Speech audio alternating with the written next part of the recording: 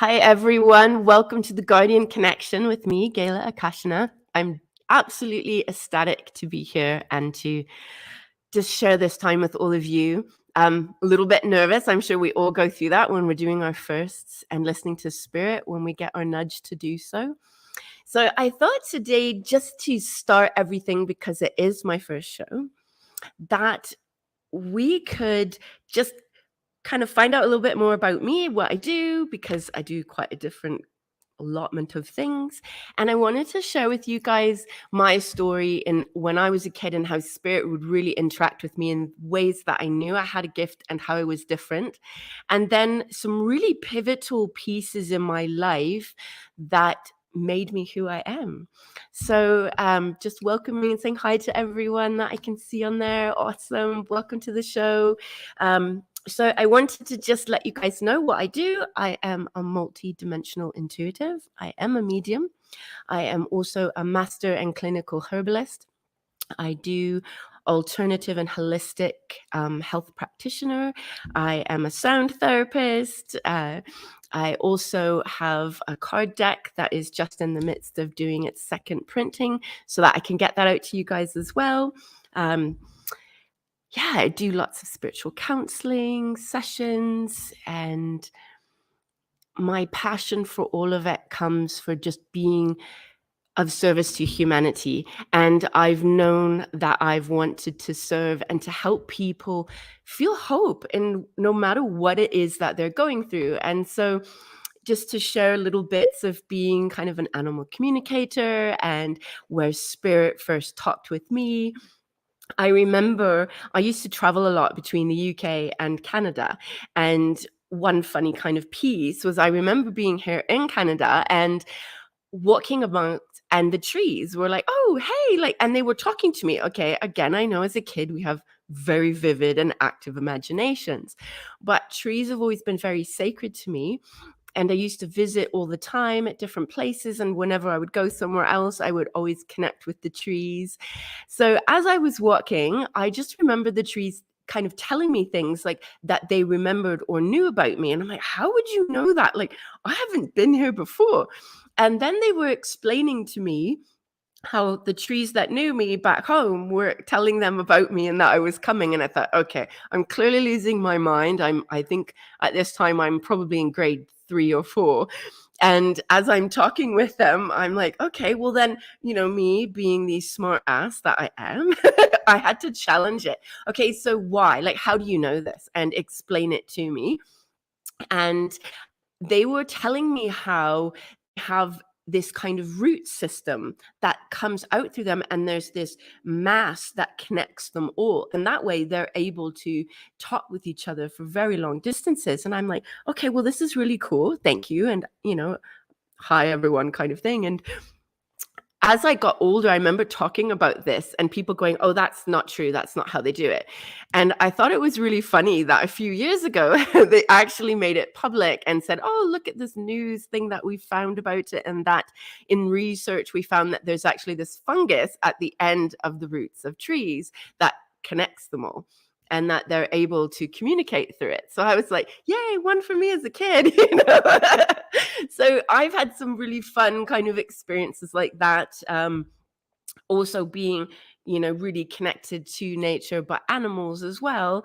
I remember just really, again, it's one of those humorous things for me. So I just thought everyone could talk to animals and everyone heard from their loved ones, and trees talked to everyone and people saw angels all the time. That was my world. Clearly not most. And I just, again, remember in my travels that, I could connect with people's animals. I always knew it was wrong, things like that. And again, back here, it was in kindergarten going into grade 1. And we were here just kind of visiting. And I remember sitting, and where we were, this beautiful, beautiful lynx walked up. And I'm like, oh my this is so cool. And I'm just talking with it, and it was coming up and it sat with me, and I got to pet it. And again, normal in my world, not so much in others.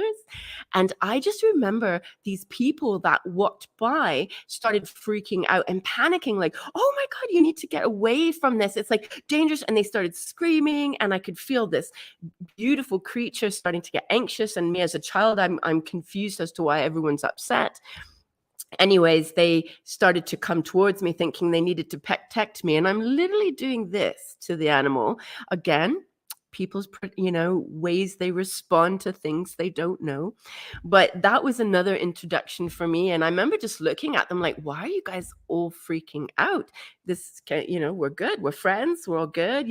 This is them. They're a female. Like, I'm telling them a bit about the animal.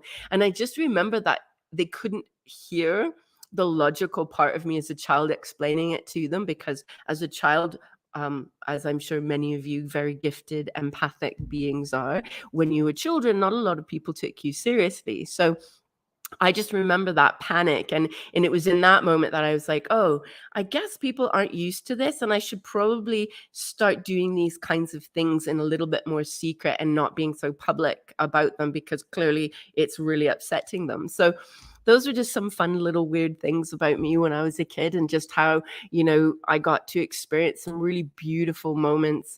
I've held everything from falcons to I've had eagles literally give me feathers in front of them. I've, met condors. I've met, animals from around the world. And again, I've always felt very welcomed and loved, regardless of the animal. And trees again too. So there's just a little fun fact. Hi everyone. I can just see. Hi Kate. Hi Ruth. There's some super space cookie. Hi. It's so lovely to see everyone on here. Anyways, I know that I'm going to be in our shows moving forward. I want to talk about kind of the different things. I know before I had considered doing a show, it was about 6 years ago, actually, but it just was not in alignment with spirit. But at that time, I thought of calling the show Down the Rabbit Hole, and kind of being like a modern day Alice, because I love talking about things that most people won't talk about. And I love that now we have this beautiful synergistic kind of global piecing where more people are waking up and more people want to know things, and people are looking for deeper answers, and they're wanting to have, really safe and high vibrational places to go and to talk with. So I want to talk about everything from things that are happening globally, to the energies, where the planets are, to messages from spirit, both being whether a guardian, a loved one. I've even had pets come through, and all sorts of things. So I want to really, I can't say that I'm kind of pigeonholed into one area where we're going to talk about only certain things, because I'm also a herbalist, and I do have a line, Blue Lotus Alchemy, that I also want to be a space that we can talk about things like that too, and ways that we can bring back our connection to this amazing planet that we live on. And I have found that a lot of people, there's a big disconnect from nature and from the things that we eat, and from the holistic, ways we used to pick some herbs and make it into a tea and things like that. So I'm also going to be talking about things like that too, and sharing with that. I also wanted to talk a bit about kind of in my journey spiritually.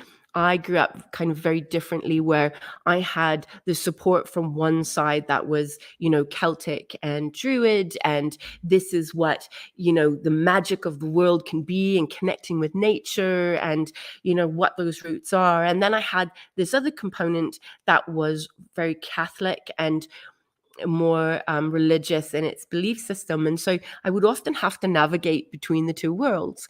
And as I started getting a bit older as a child, I started to realize, and I'm sure many of you can relate, that when we're gifted, whether we're empathic, we're intuitive, we're mediums, we're, channelers, we're all these different things, that we don't quite fit in. And as I started to really notice, the oddities that made me me, I realized that not everyone is comfortable with these things. And so I learned kind of how to navigate in both worlds, as we call it. Then I was so, as I was getting older and my gifts were looked upon more as a negative thing or evil or bad, I really struggled with what felt like this was a natural, creator given ability, but obviously there must be something wrong with me. So, heavily into church for a good period of my life. And I really tried to change everything that made me me, hiding the fact that I'm intuitive, hiding the fact that I saw angels all the time. I would see people's loved ones. I knew things about people if I would touch them. If people were, hurting, I could see it. Lots of things. Or when something would happen globally, I'd often feel it before it would hit. But I just started to push it down more and more and really tried to shut off the piece that I do believe is our divine soul path. And I'm sure many of you have gone through these different ways, whether it's because of parents or just lifestyle or all the different things in between. For me, it took quite a while. Like I said, I got really into the church and just kind of changed lots of things about me. And, I got married and had children. I am a mother of 6, actually. I have 3 amazing young men now and 3 beautiful, beautiful girls. And so it's been quite an interesting thing. Then I just made my focus about my kids, and then it was, the marriage, or then it was whatever else I could do, but not be me. And it wasn't until leaving, a very toxic and tumultuous marriage and finding what that meant to be on my own, where I wasn't someone's property or I wasn't following this particular regime or structure that at the time society really portrayed as where we need to be. So in that time, I spent a lot just really searching who I am and what made me happy and what brought me joy. And it was in that time that, I had a few particular angels that would, visit and we'd chat. And as I was opening up and met some beautiful souls that really got me connected to the healing abilities that I have and, what that looks like. And as I started studying more about Barbara Brennan and the amazing school that she has, and meeting more people that were in alignment and they were more authentic in who they are, it's when I started to get more connection and meet my guides and meet more loved ones, and the gamut just kind of opened from there. I in that time was really trying to not have a judgment of what I should be or shouldn't be, and I really just let the guides come and the teachers that I had, everything from Ganesh to Babaji to Nematona to, it was all different. And I didn't know half the time who they were. But anyways, in this kind of self-realization and expansion of who I am and what I am, I started to do more card readings and, connecting in that way. And then I had this beautiful friend that was like, you don't really need the cards to connect with spirit and to give people messages. So I thought, okay, well, let's give it a whirl, very nervous because it was a tangible piece that I held on to. Anyways, we were doing this group and I just sat and tuned in and I just gave everyone their messages and I was like, wow, I did it. I was kind of, surprised it was that, moment of, I don't need cards. Yeah. Anyways, as I was, going into it, and I remember in this amazing group of souls that this particular person's cat came through and she had just asked a question, just in general about her life. And then all of a sudden I'm like, okay, so this is new for me, but their name is like Leaf, like, I'm not quite sure how to say this. And she goes, oh my God, that's my cat's name. And they've gone missing. And I didn't know if they were still alive. Anyways, their cat was showing me they were no longer with us. And, it gave its message to her and so on. And then it went to the next person. And then another animal came up that was actually living. And I will never forget this. It actually berated their owner because they switched treats. I kid you not. They were really disappointed that they went away from the treat that was their favorite to this other one. And my friend was just laughing because they just thought this was the funniest thing. And again, you can't make this up. That's the wonderful thing about spirit. When you're connected, they know things that you couldn't possibly know. And they're able to talk with you in ways that we couldn't even begin to fathom. And so that is where my love for just following and connecting and finding my sort of path now in this time of, opening and expression and what makes me and what things do I like to do, what can I do. And I sort of felt like I was a kid back in, kindergarten, just kind of playing with a bunch of paints and not really sure what I'm creating or what is about me, but I just wanted to be open and let's do it all. I was still very kind of meek in my ways, is the best way. I had a friend that used to call me Little Mouse, and I remember I had a really hard time speaking up or speaking my truth or standing in my authentic divine self. And it wasn't until a few years later and just this growth of I started to do medium sessions and did more spiritual counseling sessions. And I had done a couple of DNA workshops and just started to really get that sort of thing going. I still noticed that I was always scared to fully step into what I am, whether it was an old judgment, a view that, someone else would have me, how they would see me, and so on. And anyways, I just remember that I was in our kitchen and Spirit just said very clearly, you need to connect with this particular person. And so I did. And well, I'm going to actually backtrack because they said, no, you didn't. So the real story goes that they gave me a message for this person that I didn't know.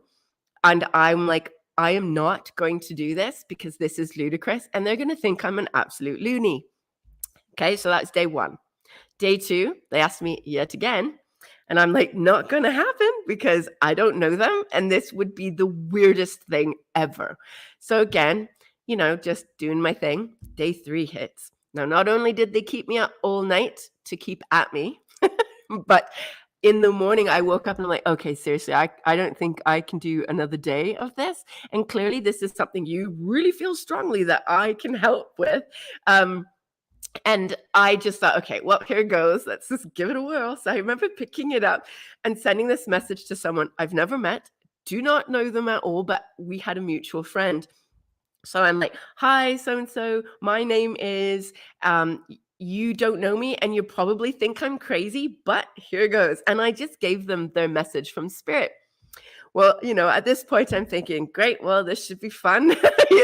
I get a message back from them and then they publicly thanked me for their message.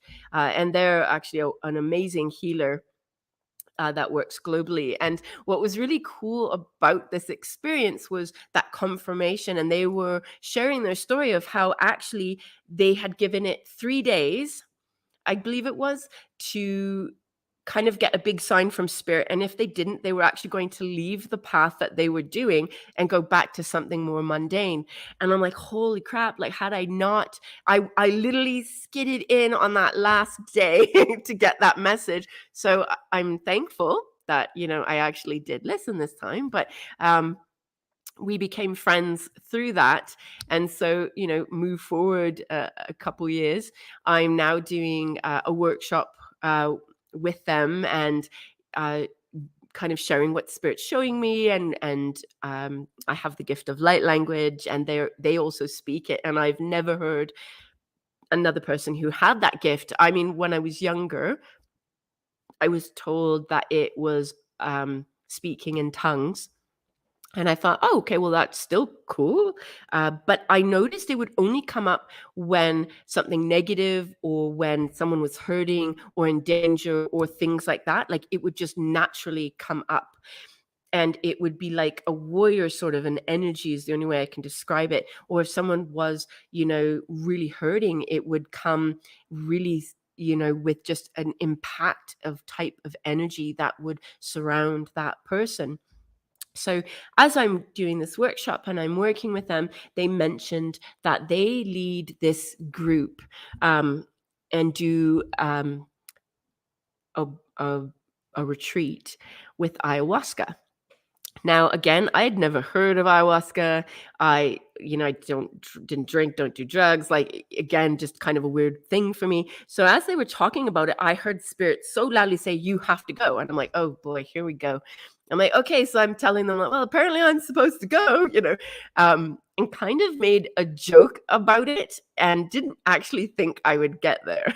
So now in all of this, I have been sharing a little bit that I'm going to be going to Peru. I'm joining this group to do ayahuasca, that all these different things. And I was bombarded with people's fear and, oh my gosh, people die from that. And I'm like, what the heck are you doing to me, spirit? And how is it? I'm going to be able to do something like this. So again, they're like, can you trust us? And I'm like, oh boy. So I had to sit and work through my own fears for a moment. I'm like, absolutely. You have not ever steered me wrong in my life. So, all right, let's do it. So I committed to doing this crazy workshop or a crazy retreat. And this was a pivotal point. And one of the things I wanted to share with everyone. So now I had been doing sessions. I have had, all these kind of things that I wanted to do and just didn't know which way to go about them. I was still quite shy in speaking and those types of things. Anyways, we flew into Iquitos in Peru. And I just remember the shock of just that alone. I am extremely Celtic and very, very, very pale. And I just remember the sun thinking, I'm going to die. That was it. Anyways, we checked in, we got ready. The next morning, we left on this boat for 8 hours into the Peruvian jungle. And I'm thinking, wow, well, if I'm going to die, I guess this is where it will be. Again, just kind of trying to find the humor in that I am on a boat in the middle of the bloody Amazon jungle and I haven't a clue what I'm going to be doing. So anyways, we get there and I had visions of this place prior, and I met this tree. Again, I'll explain why after. And I remember telling the leader of this retreat that I met this tree and the message that it had carried. And then I remember meeting this particular tribe woman. And I just explained it all to him. Now, he knew who these people were and what this was. I didn't. So as I'm walking down this really long ramp, we've been on a boat for 8 hours. And I'm not talking a normal boat. I'm talking a wood boat with wood seats. So needless to say, it was a very long, I wish my bottom had more padding boat ride. As we get there, I'm walking down this really long, narrow sort of bridge ramp that they made. And as I got to the end, there was this woman. I'm like, oh my God, I know you. I was so excited that I had pre-met this amazing woman. Her name is Kavi. And she is like the matriarch of the tribe. And her son is the plant master, and then her brother is also one of the shamans. So it was just this amazing, I felt like walking into this jungle, I came home. And I thought, well, this is really weird because I can tell you I've never ever been here before. How is it that this feels like home? So anyways, we're doing our thing. We're getting settled into these little huts. And we're just kind of meeting the rest of the group and how it's going to navigate. And I just remember we made the medicines all together because we don't just do one thing. We're part of it. We create with it together. We went on a trip to meet the guardian of the jungle. whose name is Yushingo. Now, Yushingo was the tree that I saw days before I made this trip. So it now started to make sense to me. Now, Yushingo is so sacred to the Peruvian. They never take someone the same way twice. So that way you would never be able to find it. And they will guard this tree, this being, with their lives. So I remember walking in, and the mosquitoes are so thick because we are in the thick of the jungle, and we're all like, zipped up in these long, like we're trying to just be as covered as we can. And I just remember it was super loud with all the bugs and the sounds of the jungle, and we're walking, and all of a sudden there's these arches, the way that the branches go from his roots, and everything just stopped. There was no sound. It was like we walked into this completely different world. Anyways, as we were walking through, we had to greet the tree and bring our offerings. And we had this little ceremony with Yushingo because they won't let you do the medicine unless he is covering you and you have his blessing. So Aya, being the great mother, he's basically like the father or the masculine of that balance.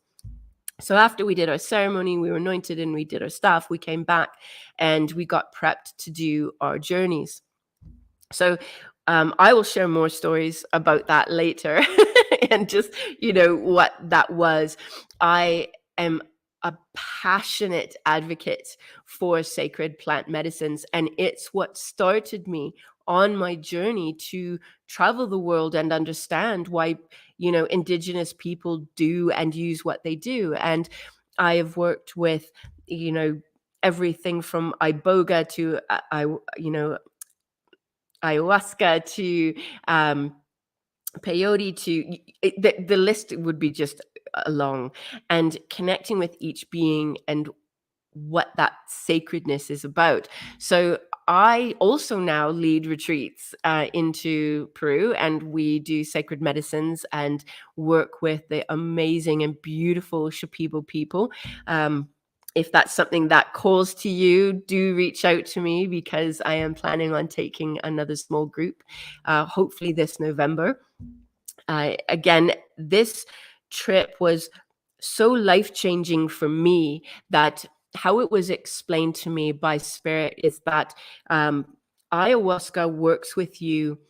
If you were to do 10 years of studying in spirituality, ayahuasca kind of does in your time. And I thought, well, that seems quite, big to say. But then when I think of what I walked into the jungle as was not what I walked out of the jungle.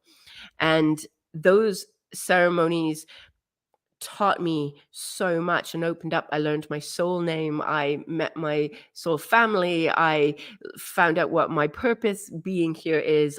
There was just so much information that came through, and healing for myself at that time too. So moving forward into, I've had a lot of people ask me, my birth name is Gayla. And my mother named me that for gay, as in bright and happy, and la, as in a note of music. And I was always quite bubbly, and I would sing before I'd speak, so quite fitting. But then in the jungle, I was given the name Akashana, and it's been just my soul name.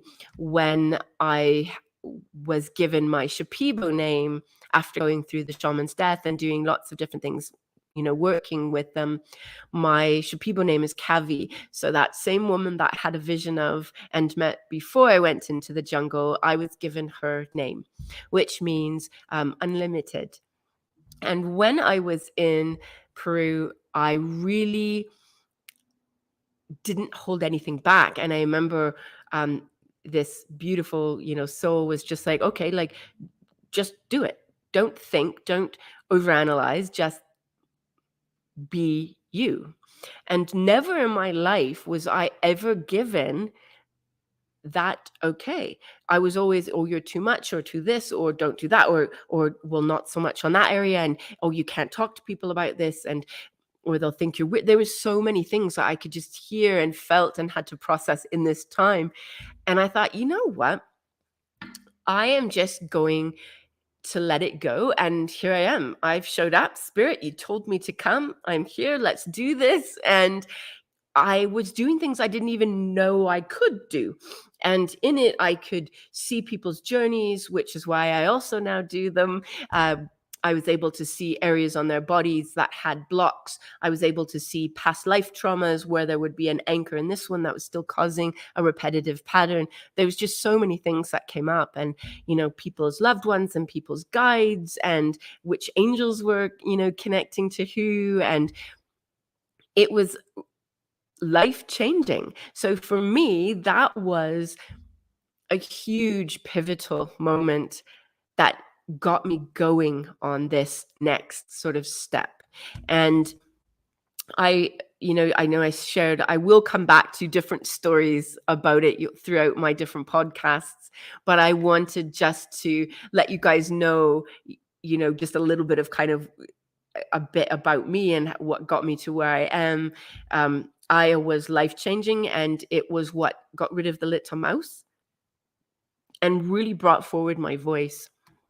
So I'll share one more piece to it, because I used to sing all the time in church. I led worship teams. I sang solos. I loved to sing. And there was a period of a time that I even had a producer and really thought that this would be kind of the area I would go in. Now, it wasn't, and for other reasons, it didn't, come to fruition, which I'm so thankful for now. But after, the really hard things in my life of, a divorce and how awful and ugly things like that were, and I started to get quiet and I stopped singing. And it wasn't until really going back into the jungle that, Mother Aya told me it's time to sing again. And I just remember this deep feeling of sorrow and processing. Wow, I really lost my voice, and what that meant to bring it back. So in one of the ceremonies, there was two particular ones I'll share. One, when I was just getting cleaned and I had been quite sick, and the Peruvian people have this beautiful pantheon of being guardians, and the anaconda is that who works below, the puma works on the surface, and the condor works above. Now they have the hummingbird, which is the messenger between spirit and this world. So we call in all of them when we're in the group and when we're in the Maloka and we're prepared for our sacred ceremony. So in this particular session, I had all these anacondas going in and out of my body, cleaning me and eating away the things that were not healthy or needed to go. And a long, arduous process, and it just kept going and going. Finally, after all this work, and they were singing over me. Now, this is before I led my own. This is still me going into my first 2 weeks in the jungle. As they were, cleaning and working on me and healing me and processing all of those things, then other things started to come and help and so on. But after it was finished, I was just like, it kicked my ass. Like, sorry for the words, but it was mind-blowing, and it felt like one of the hardest things to do. And I'd given birth a lot. So for me to go through this and think, holy crap, like what just happened and how this was affecting me. So I just remember I stopped shaking, I stopped processing, and I was coming out of it. And I could hear her mother, Aya, say to me, it's time to sing. I'm like, okay, like, what do you want me to sing? Like, and they're singing, our two other shamans, Oscar and Kavi, are singing what are called Icaros. Again, hadn't heard them before. This was my first time. As we're there and I'm, coming out and processing, I started singing Icaros. And as I'm singing this, I was singing with them and in unison and in harmony. And it was mind-blowing to me that here I had this deep spiritual connection and knowing about past lives and so on, just not equating it to, wow, this is really happening in this time frame reality. So I started to sing, and I just let it out and did it. And I realized it was so freeing and so powerful. And I started to watch that, those that I would sing over, it had a profound, response for them. So coming back, from that, I wanted to sing more and use my voice more. So I used my light language more. I didn't hide it now. I'm still working through and bringing the voice and coming forward with that. So here we are at the show, stepping out of that, little box of things. Also working on some meditative guided meditations that I'll be doing music for and singing and talking and guiding people. They'll soon be coming up on my website. So that's super exciting. Again, using my voice. We had a cacao ceremony here at my house on Sunday, and it was just this beautiful group of souls, and just such an honor to be able to facilitate this type of healing with people. And as we were doing it, even though my voice, as you can hear, is kind of going, I need to be able to sing. And when spirit tells me to do something, again, I always use the term tells me, but they're not normally like that. It's more just, you need to sing. I always know it's for my highest good and for my betterment. So as I was doing it, I was nervous to sing to my group. Again, it's just stepping out of that, and stepping into my divine, authentic self. I started to sing some of the Celtic songs, and it felt so beautiful to be in that space. We were sitting outside in nature with this beautiful group of women, and being able to just share these really sacred songs had a really strong impact on me, because it was in that moment I'm like, I'm doing it. I'm actually using my voice again, and it's only going to go up and be easier from here. So it was another expansive place for me with singing and talking. I think that when we've gone through very traumatic things in our lives, we often feel that we have to change something within ourselves so that we don't fear people, or face judgment, or all of those different things. And for myself, it took a while, because I was so conditioned to be a people pleaser, and I just wanted to make everyone happy. I just wanted to be a peacemaker, being born in the sun sign of Pisces, being water, and just wanting everyone to play nice in the sandbox together. Realizing that that is not how it works. When you truly step in your divine authentic self and you walk your soul path, you're not going to have everyone love what you do, because how spirit explained it to me is, the more light that we have, the more light quotient we radiate, that we exude, it is not going to make some people happy, because it means they either have to show up to be present with you, or they have to face some things that they're not ready to face as well. So there can be many things. So I know for myself, going from someone who wanted to have peace and make everyone happy, and especially because of the church and that whole view as well, I didn't want people to think I'm evil and I'm going to hell, and all sorts of things. And I remember a few people, when I switched, and in switched I mean spoke my truth and was really who I am and didn't hold that back. I had several people tell me, well, it was a bombardment of everything from I'm going to hell to, you're an instrument for Satan, to you're evil. It was an ugly space to experience some of that. But in it, I just continually stayed with love. And the angels, having so many guides that were just so loving and so amazingly present with me, they just kept me on my path and showed me that the more we are authentic, the more we stay in that heart space that we are, the more we radiate, that light, we will attract others and give others permission to do so for themselves. So I have, yes, I'm Celtic. I talk to trees and animals, and I work with herbs, and I do retreats and workshops.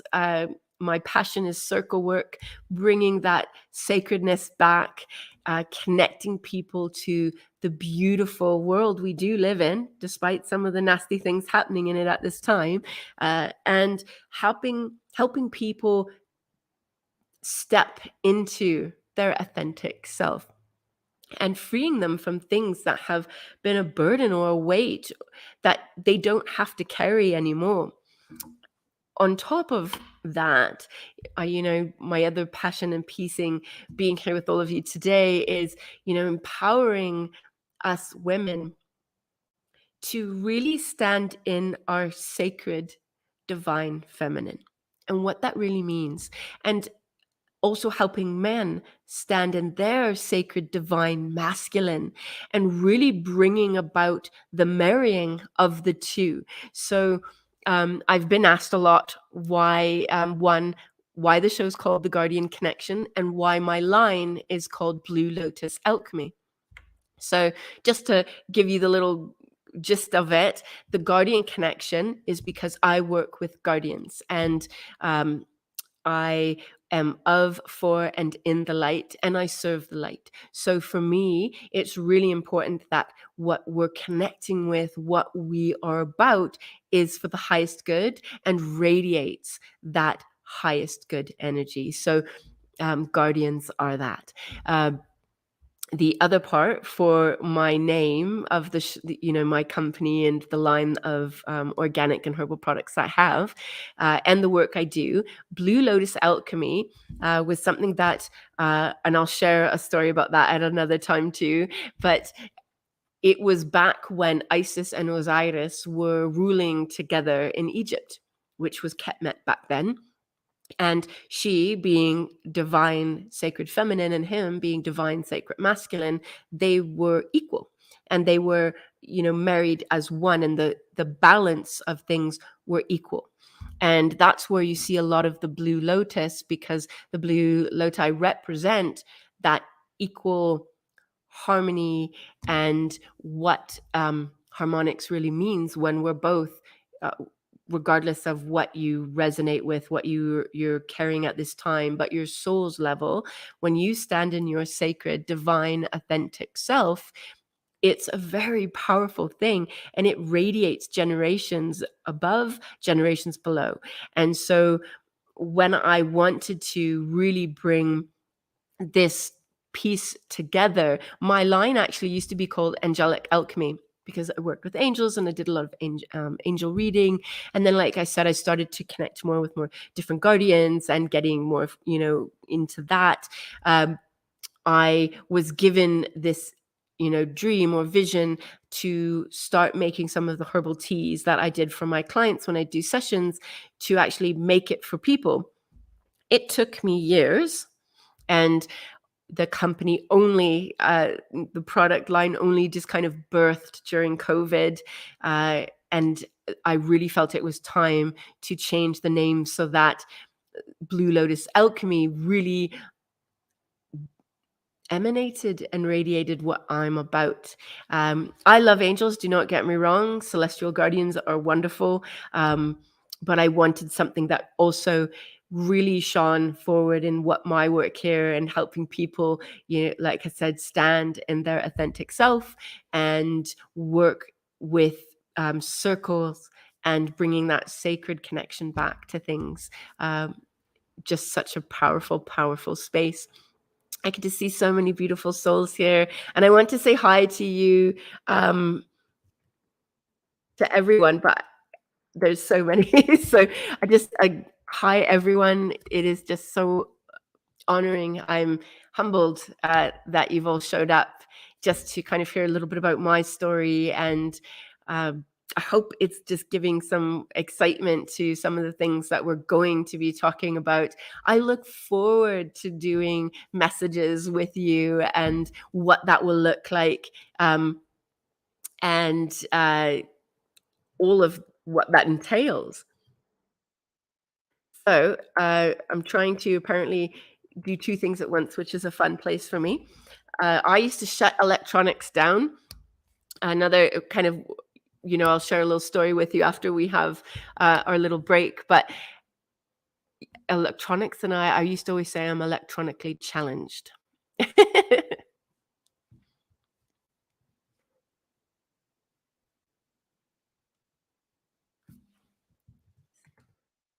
Sorry about that.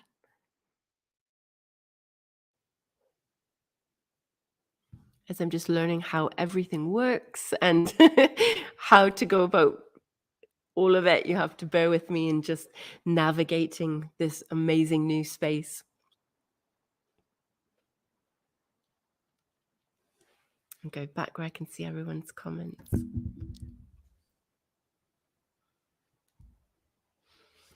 So, as we wait for this piecing, I had a friend that wasn't into anything spiritual, woo woo. I love that term because I think it just covers so much. She believed in it, but it scared her, and she'd just seen some different things. She had come to a few of my talks. I used to do some library talks for hospice and different things like that. And I remember telling her, like, I could shut street lamps off and lights and different things and, make computers crash and so on. And it's just something I kind of knew since I was little. This is one of those fun things I could do. She didn't believe me. And we went to see a movie, and they had that kiosk that you prepay for you pick your show on the screen and it gives you the ticket right then and there. And it would not work. And the one beside her had crashed too. And it was anyway, she just looked at me and said, "This is you, isn't it?" I said, so she's like, "Go and just start walking away." So I did. I went and walked away from her, and then everything went doodle and it went right back up, and she was able to buy the ticket. So after that, she did not bug me. Um, anyways, that it was just one of those moments where she goes, "Okay, now I understand what you mean." So it's been a fun journey for me. I have an amazing assistant that takes care of most of my technology, Martine, because it is not my divine gifting.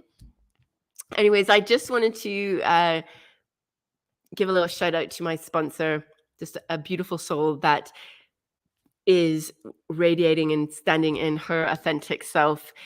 She has this beautiful herbal store called Mother Nature's Way here in Edson, Alberta. And yes, I just wanted to say thank you to her for being an amazing sponsor and support in the work that I do. And we have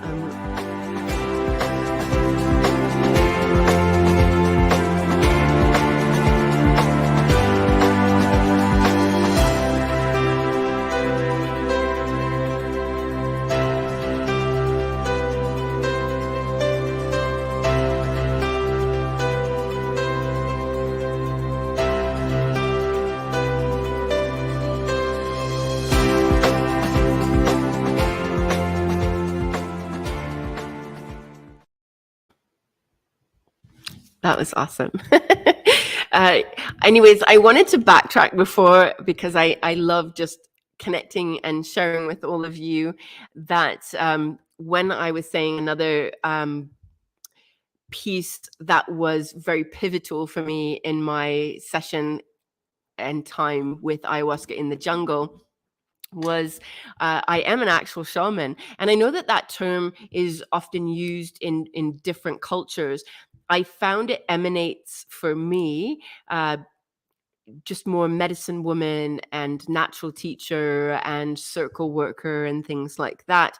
But anyways, I will share this piece with you. In one of my journeys, I remember being outside of my body. I often astral project and lucid dream and so on. And so as I'm watching my body, on the mat in the maloka, I just remember this beautiful, blissful feeling of what it feels like to not be in that space. And I remember just feeling this amazing amount of love and support. And it was just like one with all things. It was so beautiful and blissful. And it's super hard to almost even find the words to really express what this experience was like. But as I'm in this space, I now know I have, my Signet Council with me. And as we're talking, connecting, I can feel that my connection to my body is actually getting less and less. And I remember this one point where I could hear my heartbeat change, and I remember starting to feel quite cold. And in it, I'm like, oh my gosh, like I'm dying. I really need to get back into my body. And I just remember, I wish I could tell you who, but I know Mother Aya and just different with me. They're like, well, you can't. I'm like, oh, who knew today's the day kind of thing. But in my panic, I stopped. Wait a minute. What do you mean I can't? They said, well, for you to properly go back, if that's really where you want to go, if you're truly ready to step back into your body, you have to fully show up and to be and walk that which you are. I had to really sit with it for a minute because I thought, oh crap, stuff just got real. Now there's this, I have to do it because it's what I'm here to do, and I don't have any more time to meander about. I remember just feeling this beautiful bliss and thinking, oh, maybe I don't want to go back. Like I was kind of toying with what that looked at. And then it kind of hit me like, wait a minute, like this is not my time to go. I literally just came here to be reminded of who I am and to step more fully into myself. That why would I check out now? And in it was kind of this piece of it, like profoundly hit me. Your kids, like you can't leave your kids. I'm like, oh my gosh, I have kids. Like it just brought back that reality of who and what I am. And at that time, my youngest, she was still at home. And so I just remember seeing her and thinking, oh, she's this beautiful, gifted soul. Like I can't leave her and to navigate in what this world will be like. And as this piece was kind of happening, I'm battling all these things. And I'm like, wait a minute. Okay. Regardless of what I am and all of those things, I just sat for a second. And what does it mean to actually walk this path and to be a medicine woman or a circle leader or a shaman or whatever those things are? And as they were talking with me and showing me parts of my path, it was so strong in me that I needed to get back. So they're like, so you're going to agree to do what you came here to do. So you're going to step in. Like, it was almost like they were talking to me. It felt like kind of like a comedy a bit, like, so you're going to go back. You're actually, in here going to do this. That was sort of how they were talking to me. Thank goodness, making it a little bit lighter in the fact that I'm about to die. So as I started to get quite cold, I just remember them going, okay, so you're saying yes. And I said, yes, I will be all that I meant to be, and I am here to serve. And then poof, I remember my body going slamming back in, or my soul back into my body. And I remember just going like this and taking my breath because I was about to cross over. So the shamans were all around me, and as they're, singing and just speaking over me and just making sure I'm okay, after they explained to me what I went through was a shaman's death. And often you're brought up as a shaman or a medicine you know man or woman or teacher or whichever wording, and that you're taught from quite young. So I remember Huni explaining to me that this obviously was my path to be this, but I didn't have the training from when I was little that was similar to theirs. I mean, I was trained probably in different ways and with the trees and animals and herbs and all sorts of things. But it was in that moment of really stepping in that they were like, welcome, like they embraced me as a shaman. And so from that point, that was my life changer moment, coming back and going, wow, this crap just got real. I guess I really got to start doing this stuff. So that's when I got the vision for the line and, what I wanted to do. And circles and retreats are so powerful. And I know lots of people will do Aya here in Canada or in the UK or in different places, but I am wholeheartedly all about being where the medicine comes from. So, like I said, I lead a group in to the jungle, and we work with that medicine. But it was in that it birthed what I am and what I get to do today, and being here and helping people connect to their roots and to who they are, and that connection, because circles are so powerful, and being in a group of like-minded souls that have no judgment and they just love you, and you can be safe and you can be nurtured and have that support and group together is why I do a lot of what I do. That, and of course, one-on-one sessions and working with people and helping them find, their body balance and their, soul harmonics and what that means and their path from there. So there's a bit of my story. I will continue to share more as we get going, but just some of the pivotal pieces that made me who I am. And I'm just so excited to share this with all of you, to be a part of your journey in any way that I get to help. And I look forward to seeing what we'll all co-create together. I'm ecstatic to be part of this amazing team with Goldylocks Productions and all the beautiful souls that, have shows with her.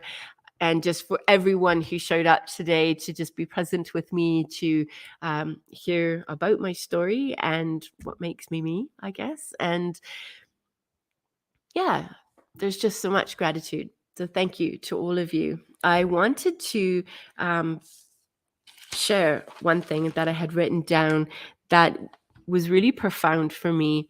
And I want it to be something that in every show I do, it is a piece. So, just a minute of just being present and just hearing this. For all the differences between us and all the forces that try to divide us, they will never exceed the power of love to unite us. May love always be our guide. This is my motto, and something that has profoundly hit me. I tweaked it a touch from where I heard it first in one of my favorite shows, which is Sense8. This is spoken to at the end. And it hit me so deeply that regardless of where you're from, what belief system you have, any of these things, when we come to the core of all of it, it's love and it's our heart. And when we listen to that and we stand in that space and radiate our beautiful, divine, authentic selves, it affects everyone around us. So I hope that I get to be a part that helps you all stand in your authentic, divine selves, and that we get to share some amazing journeys and stories and experiences together. Thank you so much for all of you for sitting in this beautiful sacred circle. All my love. Mwah. And I look forward to next week and opening up where we can do some chats and messages and see what Spirit has coming through. And I look forward to reading all of your comments and being part of your amazing, magical journeys. So thank you from the bottom of my heart, and just being present today. Thank you for joining the Guardian Connection. Bless all of you. Mwah. I'll talk to you later. Don't want the fun to end? Grab more refreshments. Then head over to the Goldylocks Productions YouTube channel. With the huge selection of shows, the fun doesn't have to end.